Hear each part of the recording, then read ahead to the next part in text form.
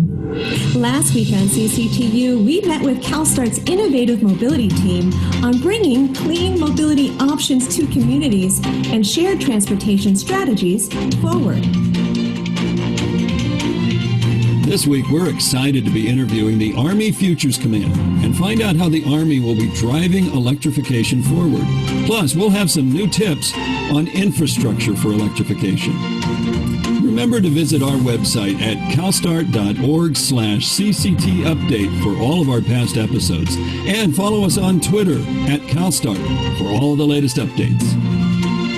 Together, we're changing transportation for good. Well, hello again and welcome. Alicia, you almost got the second word in again. That's great. Great to have you all with us here on this August 28th edition of CCTU, and we are trying to change transportation for good. This is the Clean Commercial Transportation Update, and we're really trying to keep everybody more connected than ever on industry trends, tools, and updates. We hope you are happy, healthy, and safe wherever you're joining us from across the U.S. and the world. I'm Bill Van Amberg, and along with my colleague Alicia Gildy, we are your hosts for CCTU. Alex Gaddis is at the webcast controls today, and Casey Okazaki is monitoring chat and questions. Before we start, I think a couple things we would like to acknowledge, though, really two big issues. First, the Hurricane Laura that hit the Gulf Coast so hard. I know, Alicia, you have a brother in Houston. Tough times. No, definitely, Bill. I have a lot of family in Houston, my father and my brother, so definitely been thinking about all of our family and friends that have been potentially impacted by this hurricane. Tough time this week with the fires too, Bill. We certainly have been thinking about all of our partners across, the states as we're dealing with a pandemic, but then of course we don't need these climate events on top of it. So really hoping everybody's been safe and keeping healthy during these challenging times. Absolutely right. And so good to call out the fact that these extreme weather events are really exactly what's been forecast with climate change, with the terrible fires in the West, and then even the big wind event across the Midwest just 2 weeks ago. I think we also want to pause this Friday and acknowledge the frightful shooting of Jacob Blake, an African-American man in Kenosha, Wisconsin, just this past week on Sunday, and then the shooting deaths of two people who were protesting his shooting. I mean, the nation has paused yet again this week to reflect on the ravages of structural racism that we all must work to change. So we need to acknowledge that before we proceed.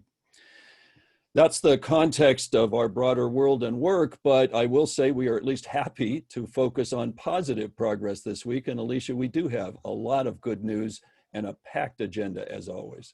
Oh, we sure do, Bill. And great first start off with really looking at how we can address critical infrastructure challenges, and in particular with guidance tools that we can be developing to support fleets and equipment users to support them with infrastructure planning and deployment. And we have two great colleagues with our fuels and infrastructure team to talk about some of the great tools that they're working on. So really looking forward to hearing from them and how these tools can help our industry.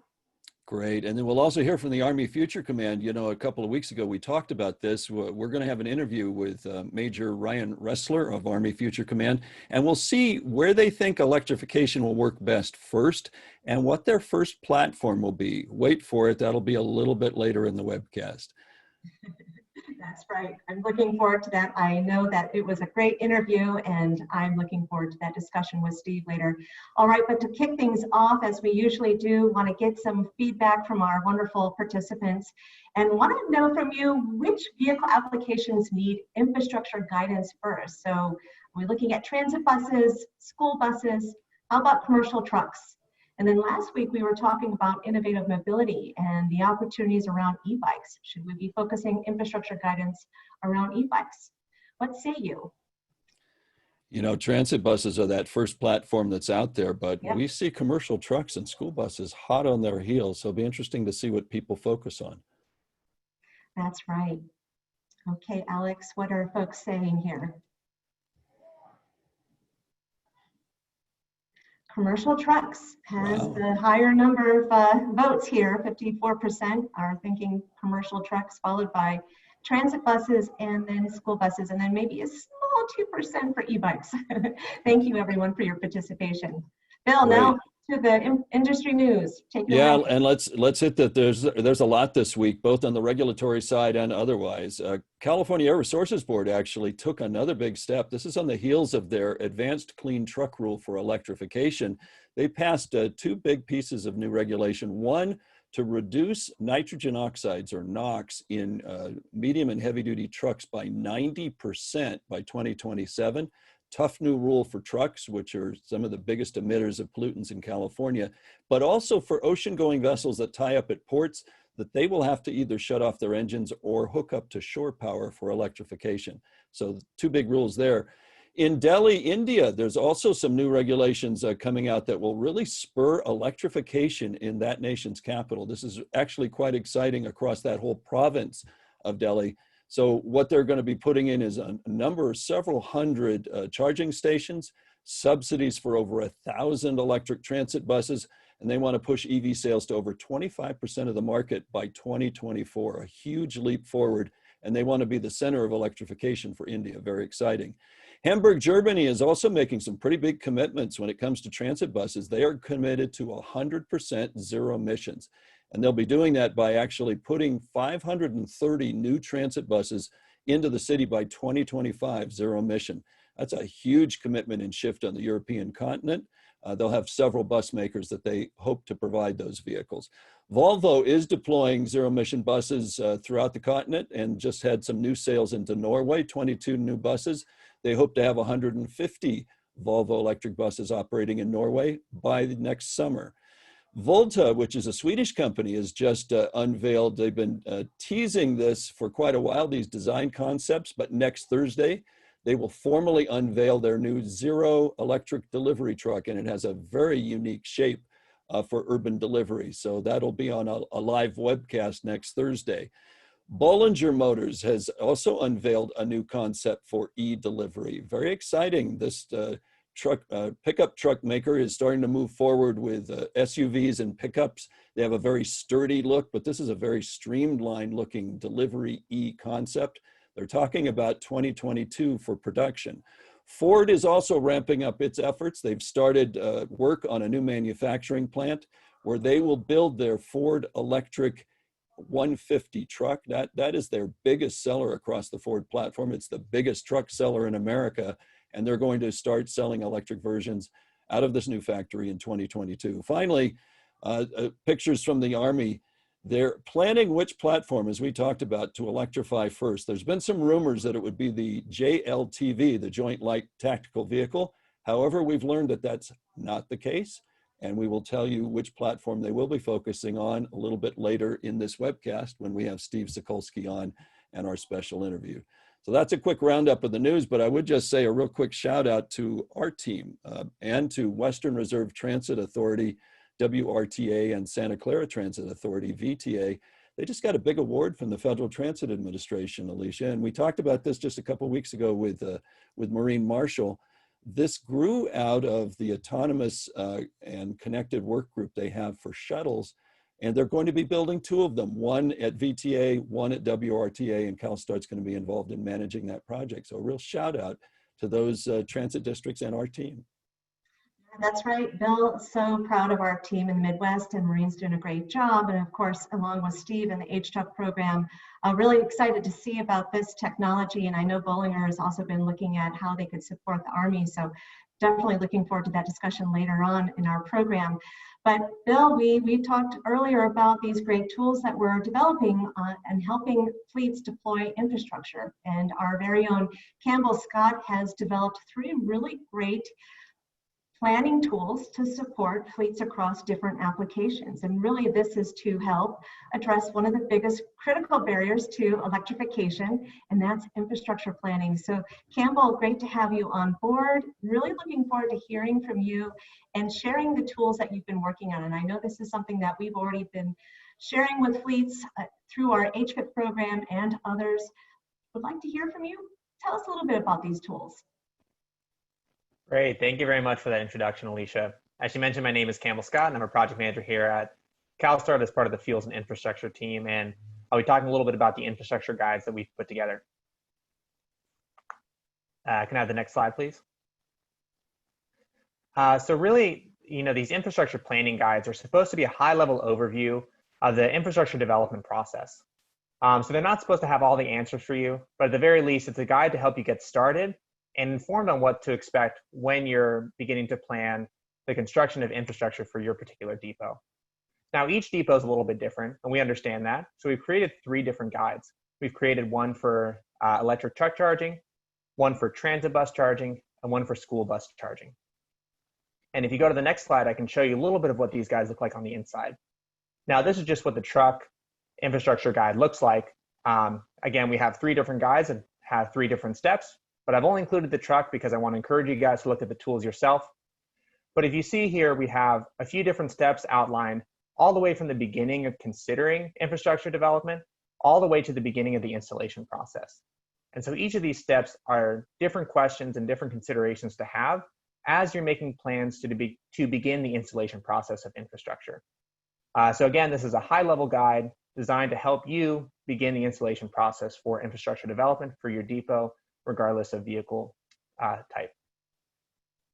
If you go to the next slide, I'll show you where to access the tools. So if you go to californiahfip.org, you'll click under the infrastructure tab, and under the infrastructure tab, you'll see readiness tips. And so all 3 of the tools will be right there in about the middle of the page. So I encourage you guys to check it out and see what considerations you guys should have as you begin to plan infrastructure development at your depot. So Campbell, that's just really great. And I think the visual structure of that has been really helpful for people to walk through. What are the differences between the guides depending on application? What comes out in your mind about what different steps people might take depending on whether it's a truck or a school bus or the like? That's a really great question, Bill. So really, I think the first thing I'd highlight is that there's slightly different technology and infrastructure solutions that are emphasized with each guide. So to give one example, for the school bus planning guide, we really emphasize VGI technology. And that's partly because school buses in their duty cycles are really apt for this technology. So each vehicle class is going to have slightly different technology that's emphasized based on their applications. Another thing I might point out that's a little bit different is the truck guide compared to the school bus guide is different in that it has a little bit more considerations for planning of different fleet sizes. So we know that trucks have a little bit more variability in terms of the number of vehicles in their fleets. And as a result, we really wanted to make sure that smaller fleets and larger fleets both had their unique considerations taken into account in that truck guide. Campbell, that's great. And I really appreciate all of the work that you've done in terms of reaching out to industry and getting buy-in into the development of these tools to make sure that we're appropriately tailoring the needs to the specific vocation that we're trying to address. So I think you've done a really great job there. And I know that this is something that we want to do across hydrogen applications as well. So this is a good first step in terms of looking at electrification. So great job there. A question for you in terms of across the 3 tools, what would you say are the top 3 steps that fleets need to take into consideration for infrastructure planning? Really great question. I would say really engaging the utility early is something that we emphasize in these tools and is really critical.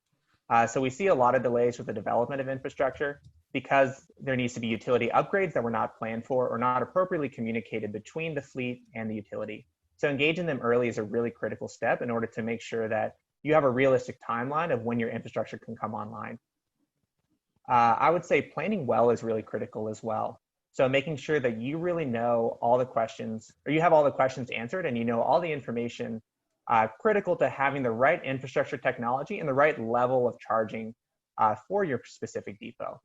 You don't want to over-purchase charging infrastructure and then end up spending more money and then therefore reducing the benefits of a lower TCO of electric vehicles. And you don't want to undercharge your depots, because if you do that, you might have to break ground twice and do a lot of the construction again, which is also very costly. So really planning well to make sure you have adequate charging and you don't go too high or too low in terms of charging capability. And then for the third thing, I'd really say you need to evaluate your own needs. And that's something we really emphasize in the tool. So, the tool is a really high-level guide of what questions you might want to ask yourself, what to expect in the planning process for infrastructure development, but each depot is really different. And so the guide really tries to get you to ask the right questions to yourself to make sure that you evaluate the needs for your depot in particular. Oh, Campbell, great job. I also appreciate you guys also developed a checklist on what must go into your toolbox as you're looking at planning needs to really help organize what are the different things you're going to need to have in place to get you started. So I think you've done that very well. And thank you so much for your time and for all the good work that you're doing on that tool. And to bring it even further, Campbell, our colleague Jonathan Norris is developing an online infrastructure guidance tool. And this would be bringing us in a little bit deeper into the process and giving fleets a little bit more hand-holding process through the actual steps as you get into it a bit further. And Jonathan, really excited to hear about the development of this tool, and I understand it's for both electrification and hydrogen as we're looking at promoting zero-emission infrastructure platforms. Tell us a little bit about this tool that you're developing, and I know that you've been spending a good amount of time talking to different partners to make sure that we're informing the process right, to make sure that this is a tool that's going to be used by a variety of fleets and a variety of stakeholders to support infrastructure planning. Yeah, thank you, Alicia. Super excited to share this with you all. If you would move on to the next slide, please.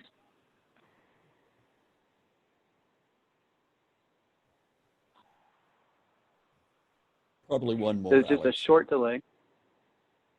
There we go. I'm sorry, the slides just aren't advancing on my side. Alex, can you try moving them again? There we go. Okay. So, you know, as Alicia mentioned, the high-level guides that Campbell presented, I think, are a really great start. But we've noticed in speaking with fleets and just, you know, getting a better understanding of the industry that there's a real need to go deeper. So as Alicia mentioned, we are putting together an online zero-emission medium and heavy-duty infrastructure planning and cost guidance tool. So we're still in early stages of developing this, but here's just a little bit of the background and the purpose of the tool. So as fleets continue to adopt these vehicles, they're really venturing into new territory and need a bit more guidance on infrastructure development. So that's really why we're creating the tool, and it's meant to be a starting point for fleets to go through what recommended equipment and timelines and processes are best suited for them and recommended for them. So next slide, please. Just want to give you guys just a couple of points here before we wrap up. As I mentioned, we are just getting started on this tool. We have been scoping out the design, and we've had a few really great conversations with some of our members and stakeholders to make sure that we are designing the tool properly. It will be an input-output based tool where we will have fleets come in as users. They can set up profiles, answer a few questions about their duty cycle, what vehicles they're interested in, and what their infrastructure development goals are over time. And then we will produce some outputs that you see in the table at the bottom. So we really want to provide tailored recommendations for fleets based on their own set of circumstances. We want to suggest deployment process steps and what order those steps should be taken to maximize efficiency in that process, as well as give them a sense of what the ballpark is in terms of the timeline it's going to take in order to accomplish each step and what cost ranges they might expect depending on the infrastructure they're developing. So we are working very hard on putting this together, and we're excited to show it to you guys when it is you know, developed and we have a working version available. We expect that to be somewhere around March of next year, and we'll keep you updated as we go. But until then, we're going to get back to work, and Alicia and Bill, if you have any questions, I'd be happy to answer them. Alicia, you're muted. I know that you've been putting a lot of good thought into this and getting all this great feedback, and I've been lucky to sit on some of those calls to hear about the ideas and how we need to be flexible, and that we can't be approaching this from a one-size-fits-all approach. I mean, even just between electrification and hydrogen, big differences there. How might you be approaching the design of this program to support electrification versus hydrogen, understanding that there's different needs there? Yeah, sure. So of course there are going to be different needs, and every site is going to be a little bit different. On the electrification side, that's going to look like what power levels are going to be best suited for your operations, depending on, you know, how many vehicles you're expecting to deploy, what sort of space availability will you need to install these chargers, and a host of other considerations. As I mentioned, these calls that we've been having with our partners have really been quite valuable for us to make sure that we are getting good data in so we can produce the most accurate and most effective results. And on the hydrogen side, that's going to look at what sort of equipment is going to be best for you. Is it better to have hydrogen delivered to you in liquid or gaseous form? Or might you go so far as to develop hydrogen on site using an electrolyzer? We'll look at all of that and we'll make it a flexible tool so that fleets can get the best recommendations. Jonathan, thank you so much. And this is fantastic. This is a tool that I actually have seen, all of us have seen a need for. And I think eventually we hope to even tie this into our ZETI tool for vehicle platforms so people can start making cross connections. So great work. Thank you, Bill. Thank you, Alicia. Well, look, as we previewed 2 weeks ago, the U.S. Army is also taking a real big look at electrification and how to use it, where to put it, and what it provides to them in terms of value. And our High Efficiency Truck Users Forum, HTUF, is now assisting the U.S. Army as they look at those opportunities and how to connect even better with commercial industry and tap the technology potential there. Joining us again is Program Manager Steve Sokolsky from HTUF. He and I talked this week with a key person at the Army's Future and Concept Center about this. And Steve, first of all, welcome. Thanks for joining us. Thanks, Bill. Always a pleasure. Hey, so what is driving the Army in this shift to electrification? Well, Bill, the Army's priority has always been performance, but there's some operational benefits that can be realized through a move towards electrification. And this includes reducing fuel use and, more importantly, easing their supply chain that's supporting the soldiers out in the field. This includes reducing some of the maintenance needs out in the field also. So when we spoke this week to Major Ryan Ressler at the Futures and Concept Center, he also discussed some of the tactical benefit to come with electrification. Aspect and primarily tactical, I'll talk here. Electrification will hopefully allow us to reduce vehicle signature, both audible and thermal, and we feel that this is going to increase the warfighter's lethality and survivability on the battlefield. Mm-hmm. The ability to move silently and sit in hide positions without producing audible signature we have particular interest in. And, silent watch, is essentially that, maintaining stealth and hide positions and, running off of solely battery power for hours at a time. So we're looking at increasing that time. So another area of interest that we talked about is something called formation power, in which the vehicles can be used as electric generators and energy storage units to recharge a lot of the growing use of electronic devices that the soldiers need in the field. So all this adds up to an even larger strategy for the Army. Steve, this is all very fascinating, and what they're planning to do with electric drive lines and power systems. This is fantastic, and this is something we've been talking about for some time. Why is now the time for Army? Why are they now moving forward with this? Yeah, you're right, Alicia. The electrification capability is something that we've always been working with the Army, and something they've always wanted to do for decades, and including the early work in HTUF was focused on hybrid powertrains to meet both military and commercial needs. But Major Ressler says that they've now gained that because of the momentum that's been gained in the commercial industry, they're seeing a lot of new capabilities in the commercial truck side. Right now we're seeing an apex, so, we have an operational concept out there or an operational concept of multi-domain operations. And, that gets after our reduced, endurance and things like that. But the technology, from our perspective has advanced to a point where we feel that it's applicable now to military vehicles. And we're at the point now as well where we feel that it's affordable. Yes, so the Army is seeing that all these truck products are coming out to the market from Tesla, Volvo, Daimler, PACCAR, Bollinger, Rivian, and the Ford F-150 that Bill mentioned earlier. They realize they can tap into some of this momentum, and they want to take advantage of the electrification because there's so much power in the field that needs to be met, including communication, survivability, and even offensive weapons. Well, it's funny. So people are going to instantly think electric tanks, Steve, when they think of the Army, and that may be a future capability down the road, but there are also some really big constraints that guides the Army where they're looking to use this tech first, right? Yes. Yeah, there's some obviously very big constraints, and that's why here's the big reveal. They're starting with light tactical and combat vehicles, and the first one will be the Electric Light Reconnaissance Vehicle, or ELRV. And these are heavy by commercial standards, Class 2B or Class 3, but they're light by the Army standards. So they feel the need to build up from there to larger platforms. And Major Ressler really addressed these challenges in our interview. So, we've got unique challenges, and I think, in addition to energy density, it's producing sufficient mobile power out in an austere environment. Rapid recharging, conduits to get that power to soldiers. Those are all things that we're looking at. And just to touch a little more on that battery density issue, these are problems that everybody's facing now, but applying it to a large combat vehicle, per se a tank or something, it's going to impact its mobility and its space claim. So Steve, maybe not the bigger platforms right now, maybe the smaller, more nimbler vehicle technologies.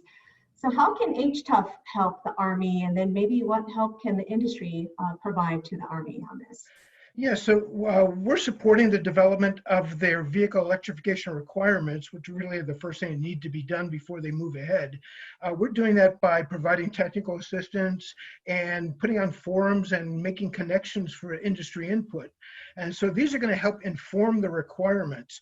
So the Army has a roadmap to rapidly perform demonstrations and prove the capabilities in their duty cycles. So industry can inform and insist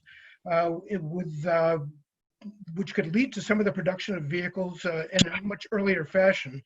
Matter of fact, Major Ressler spoke about some of these plans going forward. I think that we're on glide path, and I appreciate all the help from CALSTART and GVSC on these initiatives. We've got 2 programs right now out there. That one's called the Tactical and Combat Vehicle Electrification initiative that we got going on. We're also calling it TAC-V, and essentially this is kind of developing an umbrella for the Army's fleet on how we want to go about electrifying it and getting that capability out there.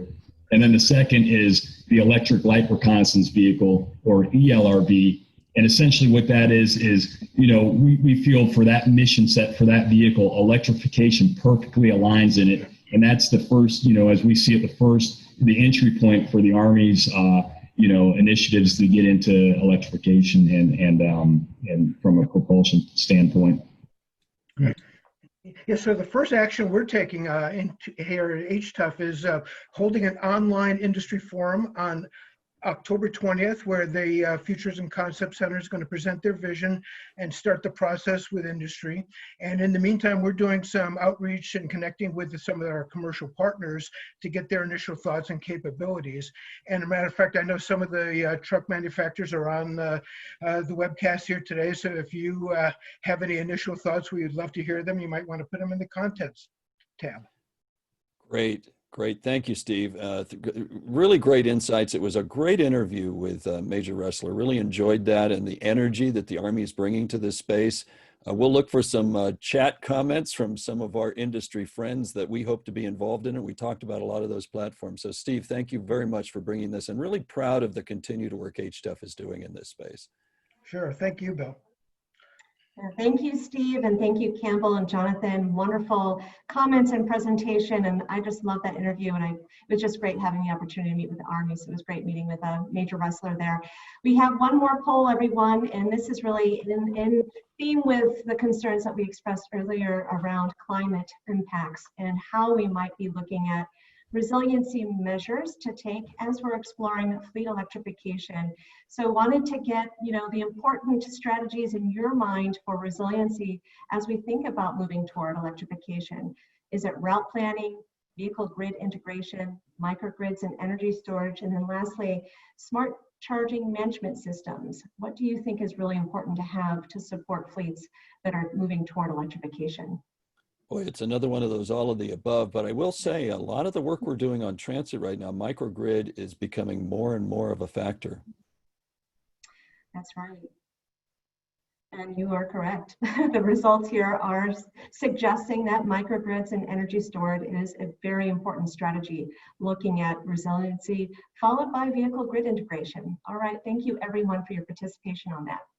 Great, and thank you, Alicia. That, of course, brings us again to the close of CCTU. Thank you so much for being with us. Remember, we post each week's edition to our website. Check it out and refer to it, or tweet it to others at CalSTART. We'll also have the interview with Major Ressler up there in its full form if you'd like to see it.